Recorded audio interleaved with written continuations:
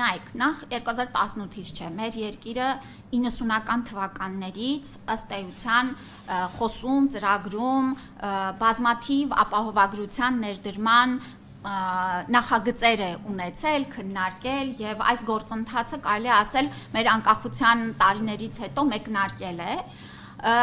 Ինչ վերաբերվում է նրան, որ մարզային բժշկական կենտրոնների հասանելիության արդյոք ապահովումը մասնագիտական, որակյալ եւ այլն չափորոշիչներով 100% է, որ սկսենք ապահովագրություն, հարցի պատասխանը ոչ է։ Ինչու՞, որովհետեւ տեսեք, մեր ապահովագրությունը երկու նպատակ ունի։ Նախ ֆինանսական միջոցները ճիշտ ուղղել, որպեսզի դրանք նպաստեն բժշկական կենտրոնների զարգացմանը, եթե մենք ծառայություններ չգնենք, մարզային բժշկական կենտրոնները չեն զարգանա, չեն կարողանա ապահովել այդ ծառայությունները։ Հենց որ ստեղծվում է պահանջարկ, առաջարկը միանգամից դրան ուրեմն զուգահեռ ստեղծվում է։ Եվ մենք սա տեսնում ենք մեր վերջին տարիների հենց պետպատվերի ծավալների ավելացումով։ Շնորհիվ պետպատվերի ծավալների կրկնակի ավելացման, այսօր համեմատելի ծավալների շրջանակով կրկնակիից ավելացել են մարզային բժշկական կենտրոնների ծառայությունների ծավալները։ Եվ սա իրար օգնող գործընթաց է լինելու, այսինքն չեն կարող են հավի ձվի համակարգը պատրաստվի կանգնի, որ հետո սկսի ապահովագրություն կամ ֆինանսավորում։ Այս երկու process-ները պիտի իրար օգնելով նպաստեն, որ մենք հասնենք։ Եվ երկրորդը, մեզ համար կարևորը առաջնայինը, որ մեր քաղաքացին իրեն ծառայությունը այսօր, որը հասանելի է Հայաստանում վճարունակ քաղաքացու համար, նույն նման հասանելի լինի։ Հիմա տեսեք, եթե Մեղրիի քաղաքացին այսօր որևէ ծառայություն ստիպված է գալ Կապանից ստանալ, որտեղ Մեղրիում չկա, մեզ համար կարևորը այն է, որ նա կարողանա գալ Կապանից ստանալ, եւ դա նորմալ է, որ որոշ ծառայություններ նա կստանա Կապանից, կամ չեմ իմանում, Արարատից կգա Երևանում կստանա։ Այսօր հարցը նրանում չի, որ Արարատում դժգոհությունը այնքան նրանում չի, որ Արարատում, չգիտեմ, նեյրովիրաբուժական ծառայությունները հասանելի չեն, այլ խնդիրը նրանն է, որ Երևանում հասանելի ծառայությունները այս անձին հասանելի չեն, որովհետև չի կարողանում դրանց համար վճարել։ Սա է մեր խնդիրը, որ պիտի լուծենք։ Բայց մենք չասացիք եք, քանի Իվանը։ Դե հիմա այս պահին չեմ կարող ասել։ Ես նշեցի, որ 13-ից 13 կամ 15, հիմա չեմ հիշում ավարտական արդեն հանձնվածների, բայց կտրամադրենք։ Եվ մեր խոստումը կառավարության ծրագրով առնվազն 50 առողջապահական կազմակերպություններն են, որը մենք մեր բոլոր ջանքերը ներդնելով պիտի ապահովենք։ Շնորհակալություն նախարանցնենք ապահովագրության։ Այն ժամանակ մնա հարցերը, որ հասցնենք։ Ես քանի որ հարցերով ավելի կարծես լավ է ստացվում, ես շատ չեմ խոսի, այսպես ներածական մասով կթողնեմ, որ դուք ձեզ հետաքրքրող հարցերով արդեն թեման բացենք։ Նախ ուզում եմ ասել, որ 2026 թվականի բյուջեն, որը կառավարությունը հաստատել է, ըստ էության արդեն համապարփակ ապահովագրության բարեփոխման ֆինանսական կտորը հաշվարկված է եւ ներառված է։ Սա մեզ համար կարևորագույն արդեն այսպես ֆիքսում է, որ 2026 թվականից մենք սկսում ենք բարեփոխումը։ Հաջորդիվ ուրեմն մեր միջգերատեսչական հանձնաժողովի քննարկումները ամփոփված են եւ ես 3 ենք դրել իդրաֆտ համակարգում արդեն լրամշակված օրենսդրական փաթեթը։ Ես ինչու ուզեցի այսօր անպայման մեկնարկային ասուլիս անենք, որովհետև վստահ եմ, որ իդրաֆտում նոր դրված այս նախագծերի փաթեթի հետ կապված կուզեի որոշակի շեշտադրումներ նախորոք ներկայացնել, ուրեմն ձեզ ուշադրությունը գրավել, որպեսզի պարզ լինի եւ դուք էլ արդեն կարողանաք փաստաթղթերի հետ ավելի հեշտ աշխատել։ Ըստ էության մեր այս օրենսդրական նախագծի մեջ ապահովագրության ներդրումը եռամյա փուլային շրջանակներում է ամրագրված։ Եվ մենք սկսում ենք 2026 թվականից ներառելով բնակչության ուրեմն հետևյալ խմբերը։ Մինչև 18 տարեկան երեխաները պետության 100% սուբսիդավորմամբ կներառվեն ապահովագրության համակարգ, հիմա ես որ խմբերը նշեմ, դա 2026-ին է վերաբերվում, հաջորդ թիվ 27-ին կավելանան եւ 28-ին։ Մինչև 18 տարեկան երեխաներն են 65 տարին լրացած քաղաքացիները եւս 2026 թվականից կներառվեն ապահովագրության համակարգ։ Ես այս մասը ուզում եմ շեշտադրել, կարևորել եւ համարել, որ մեր պետության հանձնառությունը մեր քաղաքացիների հանդեպ, ովքեր որ տարիներով աշխատել են, ներդրում են ունեցել մեր երկրի զարգացման, կայացման մեջ, մենք ի վերջո կկարողանանք հասցեագրել նրանց առողջական խնդիրները եւ մեզ ուղղվող հիմնական պահանջների եւ կարիքների մեջ ամենամեծ ծավալը հենց այս խումբ մեր քաղաքացիներն են մեզ ներկայացնում։ Հաջորդիվ 18-ից 65 տարեկան հաշմանդամություն ունեցող քաղաքացիները, ուրեմն նաև հաշվի առնելով, գիտեք, որ ֆունկցիոնալության գնահատման նոր համակարգ է ձևավորվում եւ այստեղ ես նշում եմ հաշմանդամություն, բայց պիտի բոլորս ընկալենք, որ մենք փոփոխական այս համակարգի համաձայն արդեն սոցիալական քաղաքականության համահունչ այս խմբերը եւս կներառվեն եւ անապահովության բալ ունեցող քաղաքացիները 28 եւ ավել, որը եւս փոփոխման մեջ է այս համակարգը, այստեղ էլ ուզում եմ նշել, որ գնահատման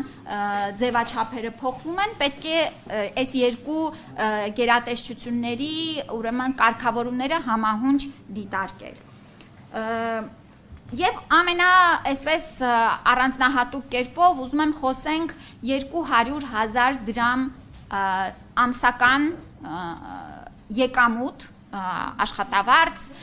եւ դրան հավասարեցված վճարներ եւ այլ եկամուտներ ունեցող անձանց խումբն է, որը 2026 թվականից ներառվելու է։ Կհիշեք նախորդիվ նախագծերի շրջանակներում մենք նշում էինք 500,000 դրամից ավել կամ 300,000 դրամից ավել, բայց հաշվարկները եւ այն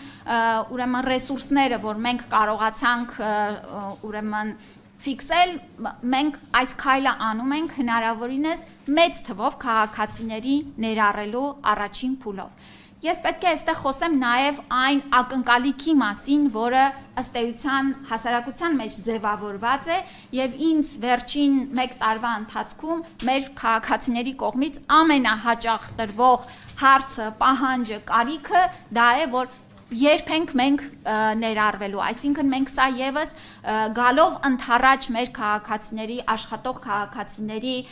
պահանջին որոշում կայացրեցինք, որ այս սանդղակը կլինի 200,000 դրամից ավել ստացողներին առաջին փուլով կներառենք ապահովագրության շրջանակներում։ Այս անձանց թիվը մոտ 190,000 է եւ այստեղ էլ ուզում եմ ասել, որ սա բավական մեծ խումբ է, որ մենք ներառում ենք հենց առաջին փուլով։ Ընդհանուր առմամբ 2026 թվականի խումբը քաղաքացիների 1,600,000 հոգու է վերաբերելու, իհարկե պետք է նշեմ եւ այստեղ ուզում եմ ուշադիր լինեք, որ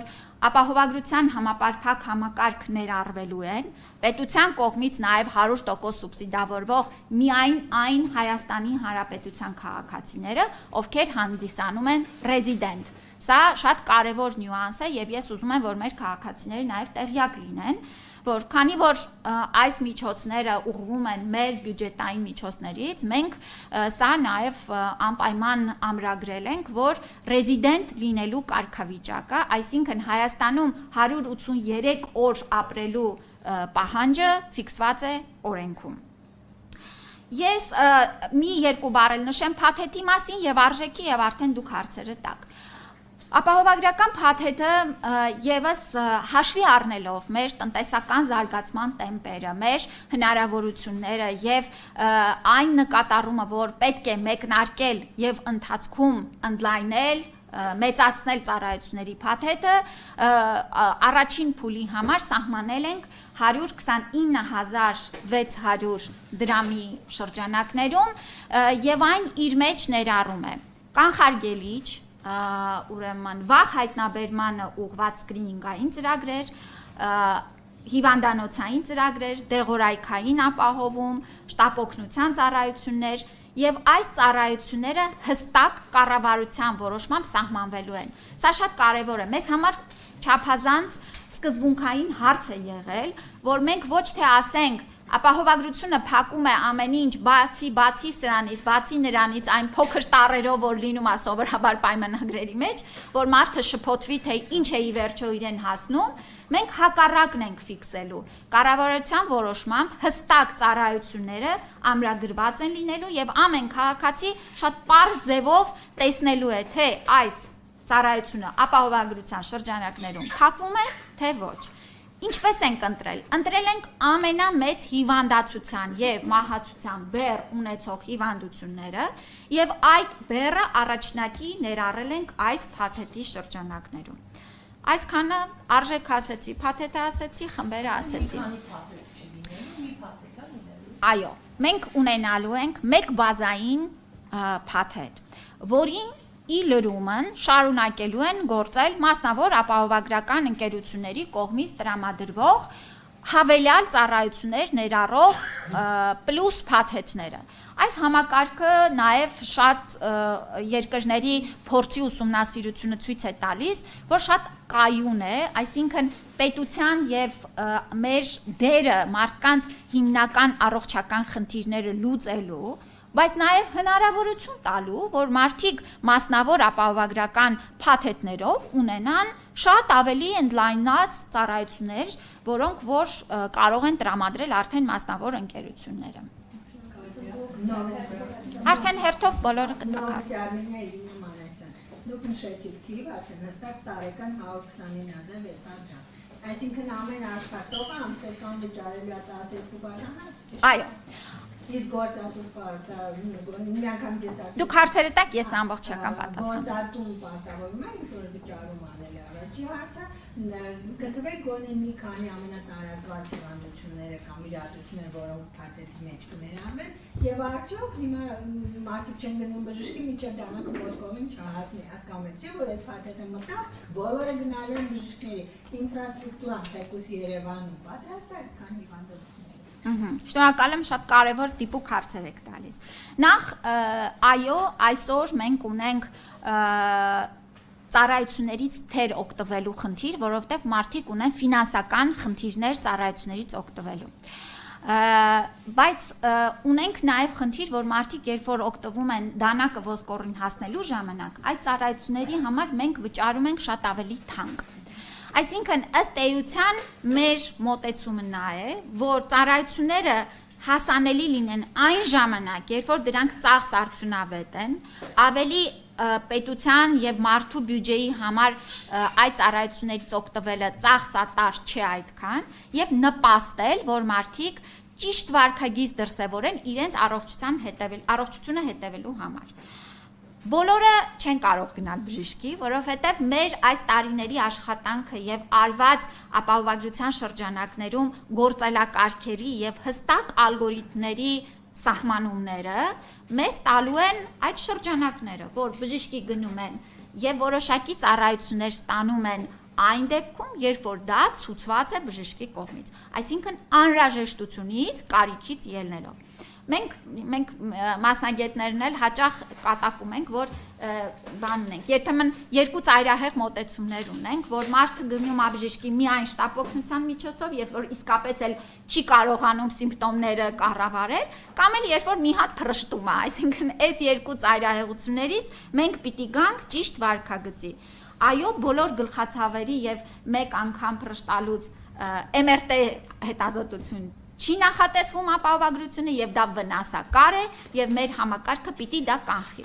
Հաջորդիվ, արդյոք մեր ծավալները բավարար են։ Այո, հենց մենք գնում ենք եռամյա փուլային ներդրմանը, որպեսզի զուգընթաց ծավալները եւ բժշկական կենտրոնները կարողանան այս ծավալները համահունչ ընդունել։ Հաջորդիվ, այո, ես նշեցի տարեկան գումարը, այդ գումարը վճարվելու է ամսական ապահովագրավճարի շրջանակներում եւ այսօր էլ գիտեք շատ գործատուներ իրենց աշխատողների ապահովագրությունը վճարում են եւ այստեղ էլ օրենքը նույնական թողնում է հնարավորությունը, այո, դա կվճարի գործատուն, թե կվճարի աշխատողը, դա իրենց համաձայնության է։ Եվ ես վստահ եմ, որ գործատուներին շատ ավելի, գիտեք, ձեռք է տալիս իրենց աշխատողների առողջ լինելը, ճիշտ ժամանակին այդ հոգսերը հոգալը եւ որպես նաեւ խթանող երաշխիքներ մեր գործատուները տալիս են։ Իսկ պետությունն էլ նրանց շահութահարկի որոշակի նվազեցում է անում, դա ծախսագրում է։ Այստեղ էլ ես վստահ եմ, որ շատ լավ գործատուները արձագանքելու են եւ շատ պարագաներում վերցնեն իրենց վրա բեռը։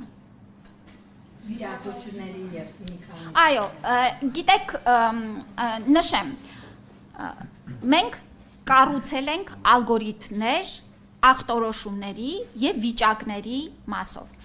Թոքաբորբի օրինակով վերցնեմ։ Անձը ունի սիմպտոմներ, ջերմություն եւ այլն եւ այլն։ Առաջին մուտքը նրա իր ընտանեկան բժիշկն է եւ նրա պոլիկլինիկան կամ ամբուլատորիան է։ Այնտեղից արդեն գնահատելով ախտորոշումը, վիճակը, սիմպտոմները, բուժումը կընթանա կամ ամբուլատոր օղակում ըստ մեր ալգորիթմների, կամ եթե ունենք ծանրացում, եթե ունենք հոսպիտալացման հստակ ցուցումներ, ապա կգնա արդեն հիվանդանոցային բուժօգնության, որը եւս ապահովագրությունը կփակի։ Դրա շրջանակներում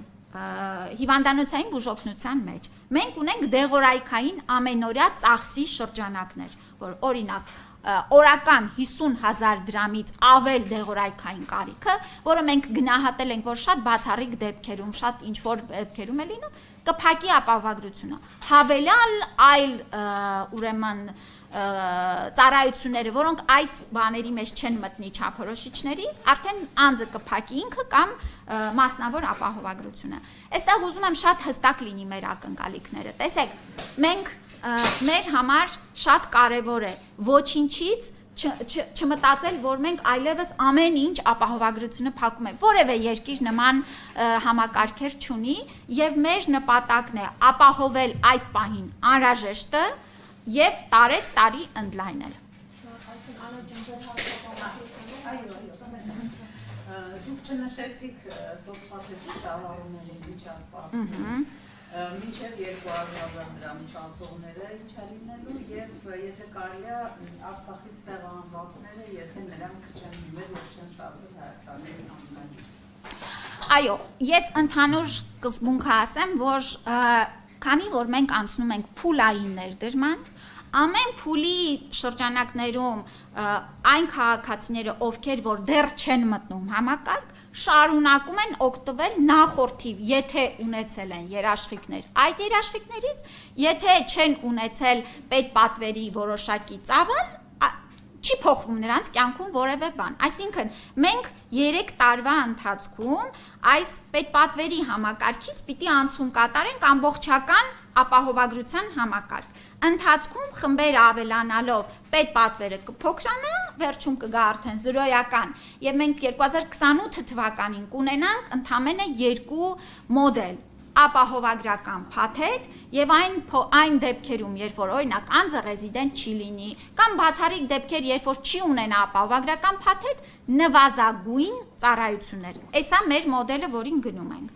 Եվ այս սկզբունքի մեջ տեղավորվում են բոլորը։ Ուրեմն այն բոլոր անձինք, ովքեր 200,000 դրամից ավել են ստանում սոցփաթեթի շահառու են, կընդգրկվեն ապահովագրության մեջ, այն անձինք, ովքեր դեռ այս խմբի մեջ չեն, կշարունակեն օգտվել այն մյուս կտորից։ Սա է սկզբունքը լինելու։ Որը որ 200,000 դրամից ցածր ստանող անձանց համար, եթե այդ անձը հաշմանդամություն չունի, սոցխումբ չունի եւ այլն, նրա կյանքում որևէ բան չի փոխվում։ Ինչպես այսօր էր, այդպես էլ կլինի 2026 թվականին։ Այն խումբը, որը 200,000-ից ցածր է աշխատավարձ ստանում, եւ սոցիալական ոչ մի խմբում չկա, ինքը շարունակելու է վճարել իր բուժօգնության համար, այսինքն այստեղ պետական աջակցություն չկա։ Այսօր կա պետական աջակցություն։ Ես հարցնում եմ ապահովագրություն, երբ որ սկսի գործել, այս խմբի համար ոչինչ չի փոխվելու։ Այս խմբի համար այս խումբը ներառվելու է ապահովագրության մեջ 2027 թվականի, 2028 թվականի։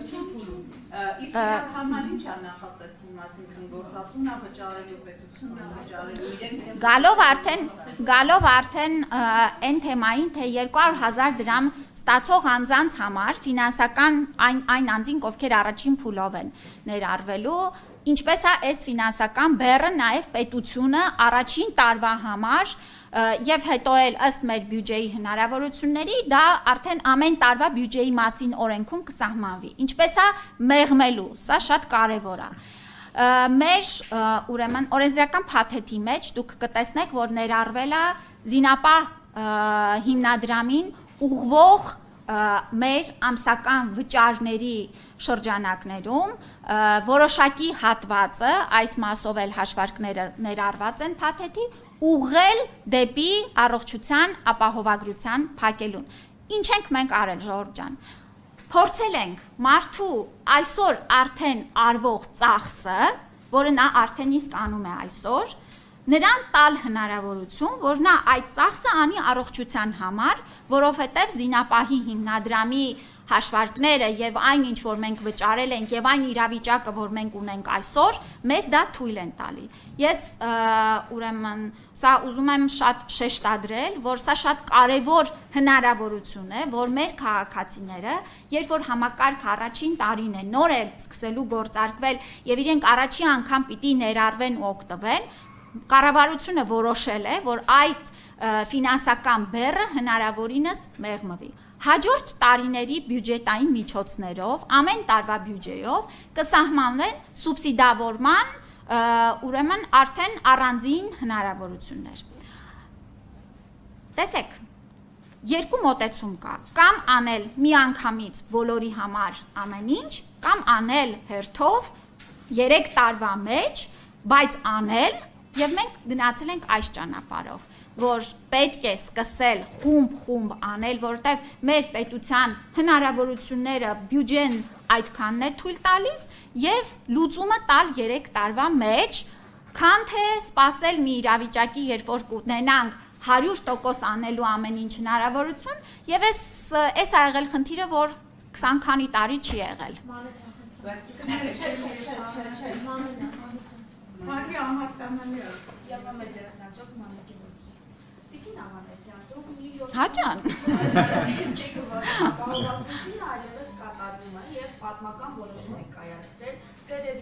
Ես չեմ ասել, ապահովագրությունը այլևս կատարվում է։ Ես չեմ ասել այդպիսի բան, խնդրեմ ճիշտ մեջ մե բերեք։ Ապահովագրությունը 0-18 տարեկաններին եւ ծերերին հունվարի 1-ից արդեն կգործի։ Ես խնդրում եմ ճիշտ մեջ բերեք։ Okay, ես ասեք, հարցը ասեք, առանց մեջ բերելու ասեք հարցը։ Բայց մինչև այժմ 0-18 տարեկանները եւ հաշմանդամները միևնույնն է եղել են անվճար սպասարկման խմբում։ Օրենքը դավիևս չի ընդունվել, հիմնադրամը դավիևս ստեղծված չէ։ Ինչպես է պատկերացնում, երբ կստեղծվի եւ այդ պատմական որոշումը երբ իրականություն կդառնա։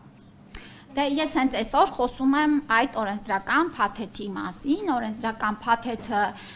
կազմված է, ձեզ ներկայացնում եմ այն սկզբունքներն ու մոդելը, որը մենք ներդնելու ենք։ Ես կարծում եմ, որ իսկապես որոշումը պատմական է, 0-18 տարեկանների բուժ սպասարկման մասով այո մեր կառավարությունը շատ կարևոր որոշումներ է ընդունել հենց առաջնահերթություններից ելնելով եւ 2019 թվականից նաեւ ընդգրկվել են 7-ից 18 տարեկան երեխաները, ընդլայնվել են ծառայությունների շրջանակը, վերանայվել են գները եւ այլն, բայց մեր ուրեմն մոտեցումն է, որ մենք երբեք չենք կանգնում ձեռք բերվածի վրա եւ ապահովագրությունը ենթադրում է ել ավելի մեծ շրջանակ ծառայությունների, որոնք որ հասանելի կլինեն մեր երեխաների համար։ Որոշումը պատմական է, որովհետեւ ինչպես ասեցի, մեր քաղաքացիները 65 տարին լրացած քաղաքացիները, ուրեմն տարիներով, տասնամյակներով ակնկալել են, որպիսի իրենց առողջապահական ծախսերը ինչ որ ձևով հասցեագրվի եւ մենք այդ պատմական որոշումը կայացրել ենք։ Ես այստեղ ուզում եմ նաեւ շեշտադրում անել, տեսեք ժողովուրդ ջան, ըստ էության այսօր մեր քաղաքացիների այդ խմբի բեռը ով է կրում ծախսերի։ Մենք բոլորս, չէ, միջին տարիքի աշխատող ուրեմն անձինք կրում են նաև իրենց ծնողների բուժական ծախսերը, եւ սա է շատ կարևոր, որ մենք այդ բեռը ըստ էության աշխատող միջին տարիքի քաղաքացիների վրայից վերցնում ենք, այսինքն երեխաների եւ մեծահասակների բեռը վերցնելով, նաեւ համակարգ ստեղծելով հնարավորություն ենք ստեղծում, որ այդ անձը վճարելով ստանա ապահովագրություն։ Եթե այս համակարգը չլինի, անձը 129,000 դրամով երբեք այս ծառայությունների փաթեթ չի կարող ունենալ։ Ես ուզում եմ ասեմ, որ այստեղ ոչ միայն բոլորս ենք ունենում հնարավորություն ընդգրկվելու ապահովագրական համակարգ, որովհետև սա բոլորին է վերաբերվում, եւ սա է մեր հաղթանակը, որ մենք ստեղծում ենք համակարգ։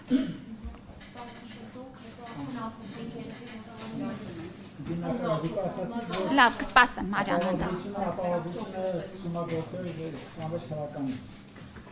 Մենք կարող ենք ասել մոտավորապես 26 թվականից երբ մարդը կարող է դիմել, ապահովեն իմանալ որ դիմեց, գործընթացը սկսվեց։ Դա մի հարց, երկրորդը նրանք ովքեր որ անվճար տնտեսությունն է, ֆինանսավորելու ապահովագրությունը։ Նա ինչ որ բան պիտի անի, թե չպիտի անի, թե պարզապես պետությունը գիտի իր տեղը եւ պետությունը արդեն առանց իր դիմելու այդ հարցերը կարգավորելու է եւ վերջին հարցը ինֆորմացիայի տեսանկյունից։ Սա կարևոր որոշում է, բայց մարդիկ շատ շատերը տեղյակ չեն։ Ինչ եք անելու, որ մինչև 26 թվականի հունվար մարդկանց հետ աշխատանք կատարել, մարդիկ իմանան ինչ Ինչ ենք անելու, այսենց ամենօրյա խոսելու ենք, այնքան ենք խոսելու, որովհետև այո, գիտեք, ընդհանրապես նախ առողջապահական ոլորտը սպეციფიկ շատ տերմիններով, ծանրաբեռնված ոլորտ է եւ մեր նպատակն է պարզ լեզվով հասցնել բարդ համակարգը մեր քաղաքացիներին։ Եվ մենք ամենօրյա ձևաչափով աշխատելու ենք դա անենք։ Հաջորդիվ փորձեմ այսպես հերթով պատասխանել։ Այն քաղաքացիների մասով, որոնք որ սուբսիդավորվելու են պետության կողմից, այս անձինք եւս ակտիվ վարքագծով պիտի քայլ անեն ներառվելու։ Այսինքն ապահովագրության ռեգիստրում ներառվելու համար քաղաքացին պիտի դիմում գրի եւ այդ ամբողջ համակարգը հիմա այսպես կազմավորման փուլում է։ Պարզ մեխանիզմ է լինելու առանց բարդացումների, բայց այո, անձը պիտի ակտիվ համաձայնվի ապահովագրական համակարգ ներառվելու համար։ Մենք ավտոմատ ոչ մեկին համակարգ չենք մտցնելու։ Նաև ինչու, որովհետև տեսեք, մենք հիմա մեր կառավարությունը մեծ ներդրումներ է անում, որպեսզի տարբեր համակարգերի միջև տեղեկատվությունը ավտոմատ փոխանցվի եւ մենք օրինակ տեղեկություն ունենանք։ Անձը 183 օր Հայաստանում ներառված է, որպեսզի նրա այդ իրավունքը ծագի, թե ոչ։ Այսինքն, այո, ակտիվ դիմում գրելու եւ ներառվելու գործընթաց լինելու է։ Այն քաղաքացիները, ովքեր որ առաջի կտորը մի հատ կհիշեցնենք, ինչ ասցիք։ Պետք է երբանիսա մտնում։ Ուրեմն 2026 թվականի ամսաթիվը այս պահին չեմ կարող ասել, որովհետև օրենսդրական փաթեթի ազգային ժողովում ընթերցումների, երկու ընթերցումների շրջափուլը հենց որ ավարտի, անցումային դրույթներում այնտեղ բոլոր արդեն ամսաթվերը ներառված կլինեն։ Այստեղ կարևորը ֆիքսել, որ 2026 թվականից մեկնարկելու է։ Անպայման հիմնելու անեշը կառավարության ազգային ժողովը կարող է անդադ հետաձգել։ Չէ, 26 թվականից չի կարող հետաձգվել, որովհետև ինչու եմ ասում այսպես, որտեղ 2026 թվականի բյուջեում արդեն ներառված են այս ծախսերը։ Տիկին Ավանեսյան, զին հաշմանդամներն ու նրանց ընտանիքները օգտվելու են փաթեթներից, թե ոչ, եւ մի կարևոր հարց 44-օրյա պատերազմից 5 տարի է անցել, դիահարցարաններում դեռ կան զոհվածների մասունքներ, եթե այո, ինչ ճակատագիր են նաեւ կառավարությունը ասում է, որ հայտարարում է, որ հնարավոր է նրանց երկրորդ Ես այդ հարցին բազմիցս պատասխանել եմ, որևէ այս պահին ավելացնելու կամ բան չունեմ։ Ապահովագրության հետ կապված ուրեմն ասեմ, որ նշեցի, սոցխմբերը, որոնք այսօր պետպատվերի շրջանակներում օգտվում են զին հաշմանդամները, այդ թվում այդ կարգավիճակ ունեցողները, այո, մտնելու են ապահովագրության։ Բայց այստեղ ես լրացնեմ, ես Լեռնային Ղարաբաղի մեր հայրենակիցների մասը ուզում եմ շեշտադրեմ։ Տեսեք, այսօր նրանք օգտվում են պետական պատվերի շրջանակներում եւ շարունակելու են մինչեւ շրջափուլը ավարտվի ապահովագրության ներդրման, բայց ապահովագրության մեջ ներառվելու համար Հայաստանի Հանրապետության քաղաքացի դառնալը նախապայման է, այսինքն ունենք երկու նախապայման եւ սա բոլորի համար է, անգամ մեր հայրենակիցները, ովքեր այլ երկրի քաղաքացիներ են, ունենք այդպիսի անձինք, ովքեր ապրում են օրինակ Հայաստանում, անձը պիտի լինի Հայաստանի քաղաքացի եւ պիտի լինի ռեզիդենտ, այս երկու պայմանը պետք է լինի։